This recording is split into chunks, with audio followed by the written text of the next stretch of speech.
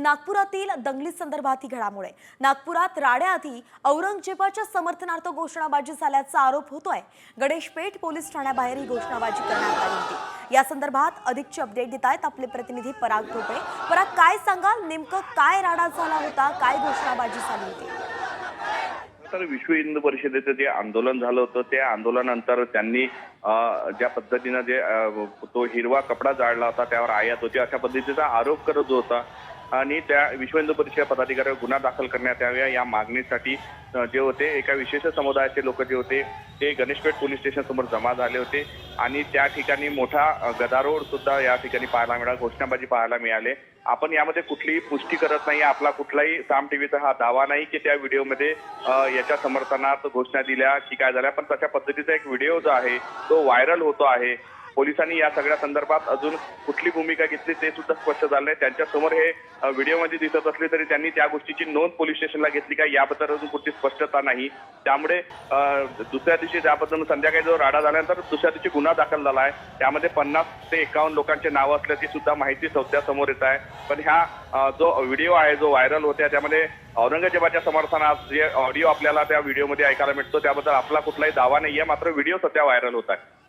धन्यवाद पराग, अगदी सविस्तर अपडेट आपण दिली आहे। हा व्हिडिओ नेमका काय आपण पाहूया।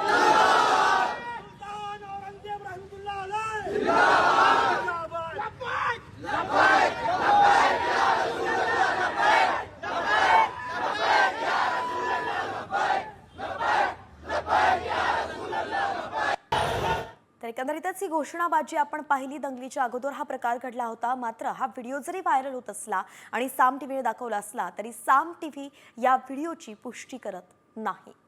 यानंतर पुढचीच बातमी आहे, नागपुरातूनच बातमी आहे। नागपुरात संतापजनक अशी बातमी समोर आली आहे। भालदारपुरा परिसरामध्ये हिंसाचार करणाऱ्या जमावानं अंधाराचा फायदा घेतला होता आणि महिलेच्या अब्रूवरती हातही टाकला होता। एका महिला पोलीस कर्मचाऱ्याला विवस्त्र करण्याचा प्रयत्न करण्यात आला होता। तिचा विनयभंग केल्याची खळबळजनक घटना नागपूर दंगलीवेळी घडलेली आहे आणि याच प्रकरणात गणेशपेठ पोलिसांनी जमावाविरुद्ध गुन्हा दाखल केलाय। तर दुसरीकडे एका महिला केअरटेकरला सुद्धा जमावानं मारहाण केली होती आणि तिने साम टीव्हीशी बोलताना आपली आपबीती सांगितली आहे। नागपुरात दंगल सुरू असताना महिला पोलिसाच्या वर्दीवरती हात टाकण्यात आला होता। अंधाराचा फायदा घेत तिचा विनयभंग करण्याचा प्रयत्न करण्यात आला होता। माथेफिरूंनी महिला पोलिसाची वर्दी खेचत विवस्त्र करण्याचाही प्रयत्न केला, तर इतर महिला पोलिसांनाही जमावाकडून शिवीगाळ झाली, अश्लील शेरेबाजीही करण्यात आली होती। नागपूरच्या चिटणीस पार्क ते सीए रोडवरची ही संतापजनक घटना आहे।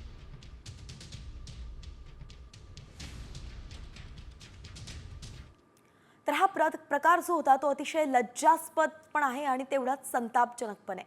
नागपुरात झालेल्या हिंसाचारानंतर धार्मिक वातावरण सुद्धा आता तापल्याचं पाहायला मिळत आहे। जिहादी पद्धतीनं वातावरण खराब करणाऱ्या कट्टरपंथी लोकांकडून वस्तू खरेदी करू नयेत असा संकल्पच हिंदू समाजाच्या लोकांनी केलेला आहे।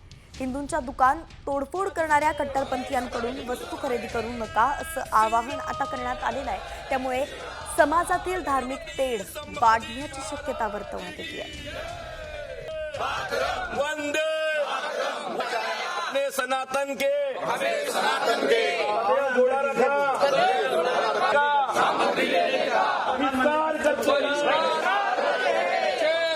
इतनी बड़ी घटना घटी है जो जातिवाद के आधार पे दुकानें तोड़ी गई है, जातिवाद के आधार पे कारें जलाई गई है, तो ये घटना बहुत ही निंदनीय घटना है। और हिंदू समाज आज सोया है, इसका मतलब ये नहीं है कि सोया है। हम भाईचारा हम चाहते हैं, लेकिन ये हमको चारा बना रहे और खुद भाई बन रहे। तो ये इसके लिए आज हम लोग संकल्प ले रहे हैं यहाँ पे कि आने वाले दिनों में जो भी खरीदारी करेंगे वो हम अपने हिंदुओं से खरीदेंगे। तर नागपुरात हा जो धार्मिक तेढ आता निर्माण होतोय यावरती आवर घालणं गरजेचं आहे। लोकांची समजूत घालणं आत्ताच्या आत्ता गरजेचं आहे आणि हे सरकारकडनं होणं गरजेचं आहे। प्रशासनानं याची काळजी घेणं गरजेचं आहे। पाहावं लागेल की नेमकं या संदर्भात सरकार काय भूमिका मांडतंय। तुर्तास राजकीय बातम्या ज्या आहेत त्या सगळ्यांचा वेगवान आढावा घेऊयात न्यूज पॉइंट 20च्या माध्यमातून। मुख्यमंत्री फडणवीसांना इस्लामाबाद इथून धमकीचा मेसेज आला होता आणि चौकशीसाठी मुंबई पोलिसांनी इंटरपोलची मदत घेतलेली आहे. तर मेसेज कोणत्या उद्देशानं पाठवला याचा तपास आता सुरू आहे. MSRDCमध्ये मोठा भ्रष्टाचार झाल्याचा आरोप राष्ट्रवादी शरदचंद्र पवार पक्षाचे आमदार रोहित पवारांनी केलाय. भाजपला एकनाथ शिंदेची ताकद कमी करायची असल्याचाही दावा रोहित पवारांनी केलेला आहे.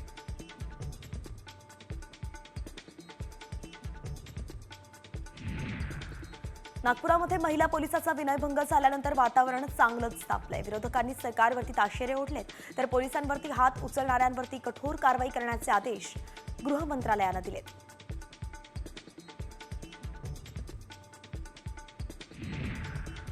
अधिवेशन संपत आलं तरी विरोधी पक्षनेतेपद रिक्तच राहणार की काय असा सवाल उपस्थित झालाय. कारण विधानसभेच्या विरोधी पक्षनेतेपदासाठी आमदार भास्कर जाधवांच्या नावावरती शिक्कामोर्तब करण्यात आलं तरी सत्ताधारी पक्षांकडून जाधवांच्या नावाला विरोध असल्याची माहिती आहे.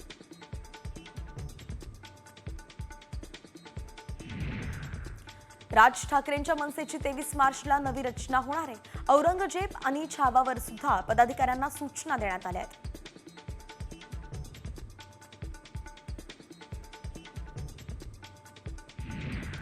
औरंगजेबची कबर म्हणजे पुढची अयोध्या आहे असं खळबळजनक विधानच प्रकाश आंबेडकरांनी केलंय.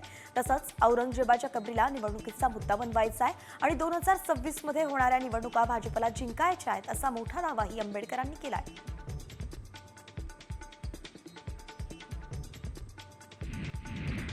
प्रहारचे अध्यक्ष बच्चू कडूंना दिलासा मिळालाय. 8 वर्षांपूर्वीच्या मारहाण प्रकरणी शिक्षेला उच्च न्यायालयाकडून स्थगिती देण्यात आली आहे. नाशिकमध्ये 2017 मध्ये एका आंदोलनादरम्यान बच्चू कडूंनी पालिका आयुक्तांना शिवीगाळ करत मारहाण केल्याचा आरोप करण्यात आला होता. याच प्रकरणी न्यायालयानं कडूंना 1 वर्षाची शिक्षा आणि 5,000 रुपयांचा दंड ठोठावला होता.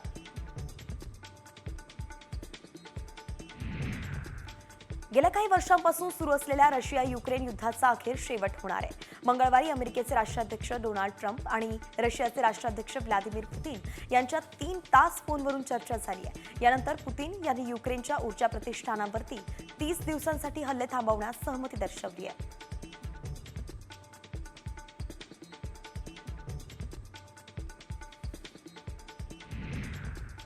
नागपूर शहरात 11 ठिकाणी कर्फ्यू लावण्यात आला आहे आणि या भागातल्या 150 पेक्षा जास्त शाळा आजही बंद राहणार आहेत. मात्र शाळा बंद ठेवण्यासंदर्भात मेसेज पालकांना उशिरा मिळालाय. त्यामुळे अनेक ठिकाणी विद्यार्थी शाळेत गेलेत, मात्र त्यांना परतच फिरावं लागलंय.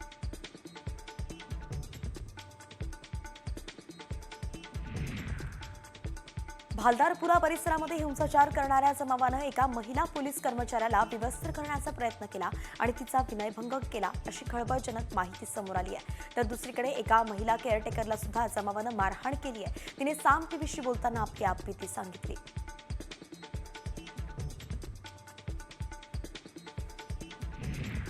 नागपुरात राड्यानंतर तणावपूर्ण शांतता पाहायला मिळते. नागपुरात एकूण 11 ठिकाणी संचारबंदी करण्यात आली आहे. तसंच जागोजागी चोख बंदोबस्तही तैनात करण्यात आलाय. पोलिसांवरती हल्ला करणाऱ्यांना सोडणार नाही असा इशारा मुख्यमंत्री देवेंद्र फडणवीसांनी दिलाय.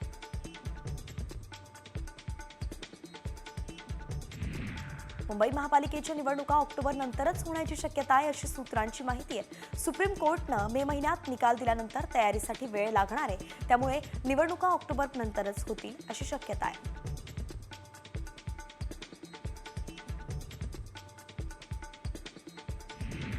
लवकरच पुण्याला 2 अतिरिक्त जिल्हाधिकारी मिळणार आहेत. विभागीय आयुक्तांकडून राज्य सरकारकडे हा प्रस्ताव सादर करण्यात आलाय. मोठ्या जिल्ह्याच्या प्रशासकीय कामांचं विभाजन करण्याचा सरकारचा विचार आहे आणि याच प्रस्तावानुसार बारामती आणि आंबेगावात अतिरिक्त जिल्हाधिकाऱ्यांचं पद निर्माण केलं जाण्याची शक्यता आहे.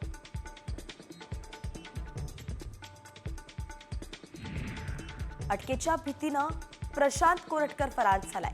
छत्रपती शिवाजी महाराजांबाबत प्रशांत कोरटकरनं आक्षेपार्ह विधानं केली होती. तसंच इतिहास अभ्यासक इंद्रजित सावंत यांना धमकी सुद्धा दिली होती. त्याने जामिनासाठी अर्जही केला होता, पण कोल्हापूर जिल्हा सत्र न्यायालयानं त्याचा जामीन अर्ज फेटाळलाय आणि त्यामुळे आता कोणत्याही क्षणी कोरटकरला अटक होण्याची शक्यता आहे.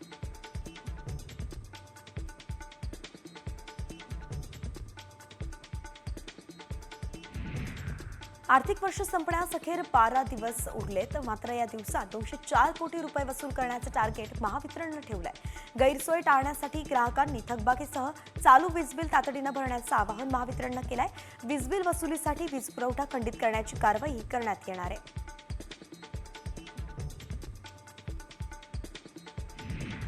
नवी मुंबईत मुंबईतील तिसरं विमानतळ उभारलं जात आहे आणि या विमानतळामुळे नवी मुंबई आणि परिसरातील प्रकल्पग्रस्तांना नव्या रोजगाराच्या संधी उपलब्ध होणार आहेत. नवी मुंबई विमानतळाच्या धावपट्टीवरती नुकतंच विमानाची चाचणी यशस्वी झालेली आहे. हे विमानतळ लवकरच कार्यरत होणार आहे.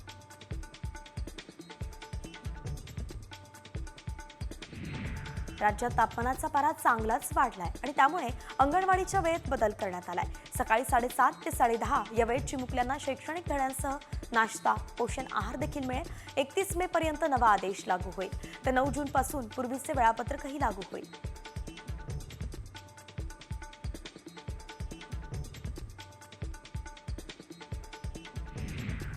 मुलं शाळेत जाण्याआधी आता पालकांचीच परीक्षा होणार आहे. जून महिन्यात मुलांना प्रवेश मिळवण्यासाठी आता पालकांना एप्रिलपासूनच कसोटी पार करावी लागेल.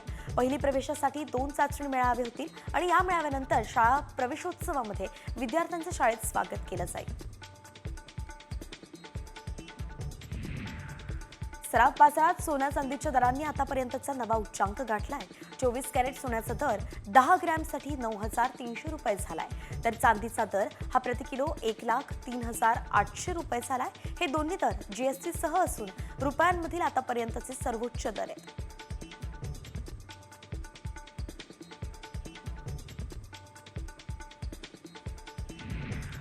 कॅप्सूलमधून बाहेर पडताच सुनीता विल्यम्स यांनी कॅमेऱ्याकडे पाहत स्मित हास्य केलं, हात हलवला आणि हाय म्हटलंय.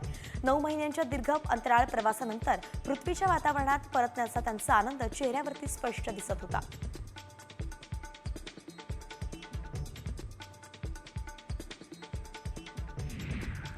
अंतराळवीरांचं स्वागत करण्यासाठी अमेरिकेच्या व्हाईट हाऊसकडून अधिकृत प्रतिक्रिया देण्यात आली आहे. अमेरिकेचे अध्यक्ष डोनाल्ड ट्रम्प यांनी सोशल मीडियावरती पोस्ट करत लिहिलंय, वचन दिलं, वचन पूर्ण केलं. अंतराळवीरांना घरी परत आणण्यासाठी नासाचे आणि स्पेसएक्सचे आभार, असं ते म्हणाले.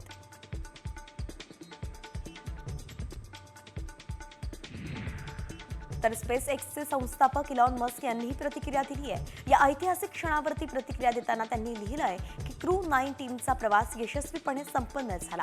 हे एक ऐतिहासिक मिशन ठरलंय.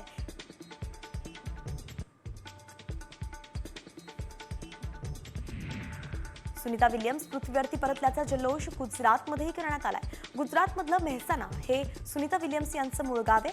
9 महिने अंतराळात अडकलेल्या आपली भारत की बेटी परत आली आहे, त्यामुळे गावकऱ्यांना मोठा आनंद झाला. त्यांनी फटाके फोडत, मिठाई वाटत हा जल्लोष साजरा केला.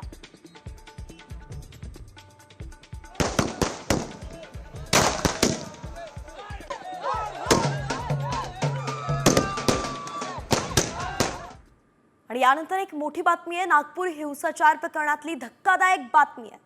महाल आणि आसपासच्या परिसरात जाळपोळ आणि दगडफेक केल्याच्या प्रकरणात दाखल करण्यात आलेल्या FIR मधून धक्कादायक बातमी समोर आलेली आहे. साम टीव्हीच्या हाती या FIRच्या बाबतची माहिती हाती लागली आहे. हिंसाचारातील मास्टर माइंडचा उल्लेख या FIR मध्ये करण्यात आलेला आहे. आताची सगळ्यात मोठी बातमी आपण पाहतोय. नागपूरमध्ये जी दंगल उफाळली होती त्यामध्ये आता फहीम खान हा मास्टर माइंड असल्याचं FIR मध्ये सांगितलं गेलंय.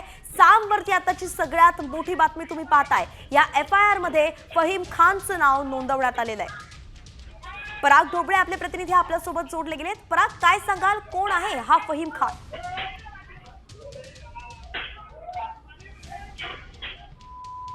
नक्कीच जी माहिती समोर येते आहे तर हा फहीम शमीम खान असं त्याचं नाव आहे. हा एक डेमोक्रॅटिक पार्टीचा जो आहे सदस्य आहे, शहर अध्यक्ष आहे. ज्या दिवशी पहिल्या दिवशी खरं तर आंदोलन झालं होतं विश्व हिंदू परिषदेचं, त्या आंदोलनानंतर यानेच पुढाकार घेऊन ते आहे गणेशपेठ पोलीस स्टेशनमध्ये दाखल झाला होता आणि त्याने सगळ्या पद्धतीनं लोकांना गोळा करून ते आहे विश्व हिंदू परिषदेवर गुन्हा दाखल व्हावा अशा पद्धतीची मागणी तिथं झाली होती. मोठ्या संख्येने सगळे पदाधिकारी त्या ठिकाणी एकत्र आले होते. घोषणाबाजी त्या भागामध्ये झाली होती आणि त्यानंतरच खरं तर भावना भडकल्या असावा असा पोलिसांचा अंदाज आहे, संशय आहे. त्यामुळे FIR मध्ये त्याच्या नावाचा सुद्धा उल्लेख केलेला आहे. व्हिडिओ सुद्धा तशा संदर्भातले व्हायरल होत आहे की प्रक्षोभक भाषणं झाले आहे, लोकांच्या भावना भडकवण्यात आला असा पोलिसांचा संशय आहे. त्यामुळे त्या 51 लोकांवर ज्यामध्ये गुन्हे दाखल दाखल झाल्या. त्यामध्ये एक नाव जो आहे ते या शहर अध्यक्षाचं आहे, ज्याचं नाव फहीम खान जे आहे ते समोर येते आहे. पोलीस या सगळ्या प्रकरणाचा आता तपास करते. पुढे काय काय माहिती समोर येतील सेजल ते आता पाहत राहावं लागणार आहे. मात्र पोलीस सगळ्याच अनुषंगाने जो आहे तपास करते आहे. वेगवेगळे कंगुरे तपासले जात आहे, भावना कोण भडकवल्या हे तपासले जात आहे. सोशल मीडिया माध्यमांवर पोस्ट व्हायरल झाले होते ते सगळं तपासलं जाण्याचं काम सध्या जे आहे पोलिसांच्या माध्यमातून सुरू आहे. धन्यवाद पराग, अगदी सविस्तर अपडेट आपण दिली. आताची सगळ्यात मोठी बातमी आपण सामवरती पाहतोय ती म्हणजेच दंगल कोणी पेटवली तर फहीम खान हा त्यामागचा मास्टर माइंड असल्याचं आता पुढे आलंय. नागपूर पोलिसांच्या FIR मध्ये फहीम खानचं नाव नोंदवण्यात आलंय. त्यानेच चिथावणी दिली असं बोललं जात आहे. गुन्हा दाखल केल्यानंतर फहीम खाननं मोठा जमवला होता असं FIR मध्ये लिहिलंय. तर आवाहनानंतर सुद्धा कट रचून प्रत्यक्ष तसंच सोशल मीडियावरून त्यांनी चिथावणीही दिली. दंगा करण्याची चिथावणी देत मोठमोठ्यानं त्यानं घोषणा दिल्या होत्या. तर जमावानं हातात कुऱ्हाड, दगड, लाठीकाठी घेऊन दहशत पसरवली असंही फहीम खान याच्यावरती आरोप करण्यात आलाय. पेट्रोल बॉम्ब तयार करून पोलिसांवरती त्याने फेकले असंही आता FIR मध्ये नमूद आहे. एकंदरीतच मोठी बातमी आपण पाहतोय. फहीम खान हा नागपूरच्या दंगलीमागचा मास्टर माइंड आहे का असा प्रश्न उपस्थित केला जातोय, कारण की FIR मध्ये त्याचं नाव नोंदवलं गेलंय.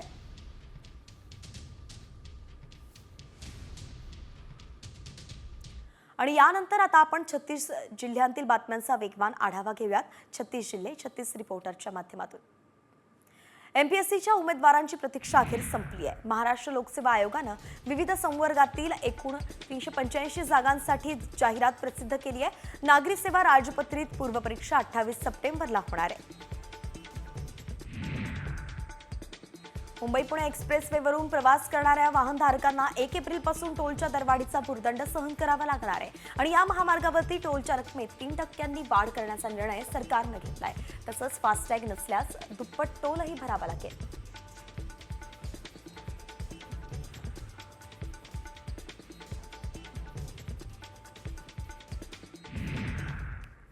आता एक सविस्तर बातमी पाहूयात. सोशल मीडियानं संपूर्ण जगाला जवळ आणलंय, पण आपल्यासोबत समोर असलेल्या माणसांनाही आपल्यापासून लांब केलेलं आहे. व्हर्च्युअल नाती जोडताना खरी नाती हरवत असल्याचं आता चिंताजनक सत्य जे आहे ते समोर आलंय. नेमकं काय झालंय या संदर्भातला सविस्तर रिपोर्ट पाहूयात. सोशल मीडियामुळे वाढले घटस्फोट. महाराष्ट्रात घटस्फोटांची संख्या सर्वाधिक. व्हर्च्युअल नाती जोडताना खरी नाती हरवतायत.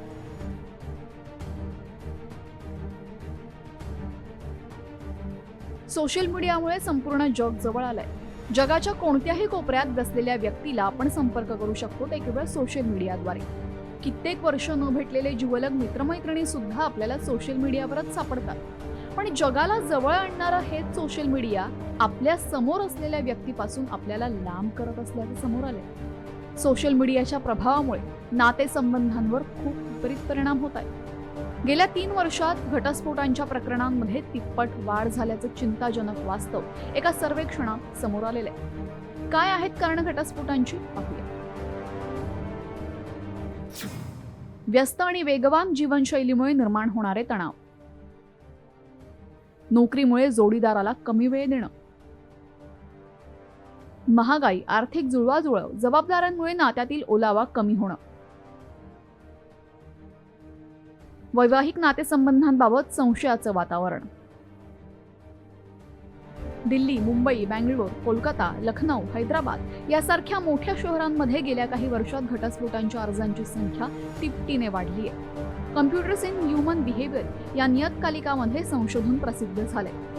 नवरा बायको सोशल मीडियाच्या रील्समध्येच अडकल्याने वैवाहिक नाती संशयाच्या भोवऱ्यात सापडत असल्याचं या अहवालातून ठळकपणे पुढे आलेलं आहे. यातही महाराष्ट्रात सर्वाधिक घटस्फोटांची प्रकरणं समोर आली आहेत. दरम्यान कोणत्या राज्यात घटस्फोटांचं प्रमाण किती आहे पाहूया.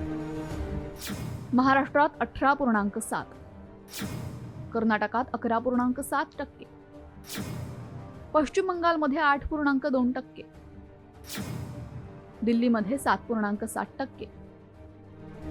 यातही 25 ते 34 या वयोगटामध्ये सर्वाधिक घटस्फोट होत असल्याचं समोर आलंय. जीवाचा आटापिटा करून दिवसभर काम करायचं, भविष्यासाठी रोज तजवीज करून ठेवायची, लांब गेलेली माणसं सोशल मीडियाद्वारे जोडायची आणि हे सगळं करत असताना जी माणसं आपल्या आयुष्यात आहेत त्यांच्यापासूनच लांब जायचं. व्हर्च्युअल नाती टिकवायची, मात्र जन्मभराचं नातंच गमवायचं. म्हणूनच या नात्यांसाठी वेळ द्या, रील्ससाठी नाही. ब्युरो रिपोर्ट, साम टीव्ही न्यूज.